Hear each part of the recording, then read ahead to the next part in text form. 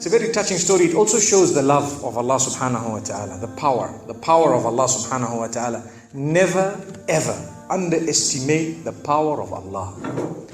You know, there was a sheikh who mentioned this in Saudi Arabia, and there was a doctor that visited him from Pakistan and told him a story that happened to him. So he says, what happened to me? He says, the doctor who's speaking is a top neurologist, one of the top doctors in Pakistan, or, you know, a very, very good doctor, very hard to meet. It's said that perhaps you would have to wait months on end before you can get an appointment to see him. So what happened is, he says, I was flying from one city to another, a very busy man, flying quite often within the country and perhaps even outside. And he says, suddenly the clouds built up. Huge clouds, and the lightning started striking, and it started pouring, and there was lots of turbulence, and one of the engines was struck and it was damaged. So we had to land. And so what happened is, the landing was at a nearby little airport or a little strip and so on. And when they landed there, it was a remote area. How are you going to repair this aircraft? A few people who were on it, it was a small plane, they were, quite surprised because they landed it in such a remote place. No one's there to repair it. They would have to wait, definitely. So the doctor asks the captain or the pilot that, you know what, how long are you going to be? He says, no, we're going to be quite long. Well, I need to get to that area. Look, he says, it's just a 3-hour drive by vehicle. So why don't you just go by road? And you know, you can go there and get there. He says, okay, good idea, because this is going to take long. So he decides to go on one of the try-shows, you know, in Pakistan, one of the areas, wherever it was, and he jumped in. And as they started progressing, the clouds built again. And the lightning was striking, and the rain started pouring. And it was pouring so much that their vehicle could not move much more because of the mud and because of everything else. And so it was quite an open area with a bit of farmland. And after a while they realized, look, we're not getting anywhere. There's a little house here. Why don't we just go there? We can read our salah. Perhaps we can, see, have a bit of a meal or whatever else. And they decided to knock the door.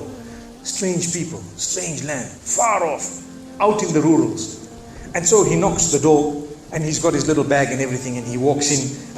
An old lady happened to answer the door after a while, and they spoke to her saying, look, this is what has happened, and we're going from so-and-so to so-and-so, and we just want a place, we want to read salah and so on. And she said, no problem, you can come in. She had a little musalla, a little sajjada, and she had a little baby on the side, or not a baby, but a child.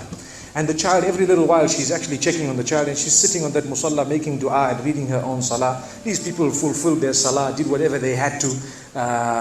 And when they were about to leave, they spoke to the old lady saying, thank you very much, jazakumullah khair, and so on. And, we're going, what's happening to this child, So the woman says, look, the child is an orphan. And the child is unwell, not well at all, very sick. And we've been to all the doctors around. And subhanallah, I'm the grandmother of this child. The doctors have told us that there is only one specialist around who can help this child. And we tried to make an appointment, but they asked us to come 6 months later. And it's far away. I've been making dua to Allah ever since that day. Ya Allah, make it easy for us. The child is sick. Make it easy for us, Ya Allah. So the man says, what's the name of that specialist? So the granny says, he's Dr. Ishan. Immediately this doctor burst into tears. Straight away, he burst into tears. Why are you crying? Your dua has just been accepted. For your dua, the thunder came, the lightning came, the engine struck, we came down, we came on the road, the rain came again and stopped us and so on. And do you know what? The rain only stopped after the question was asked. Now it happened. And now the woman starts crying.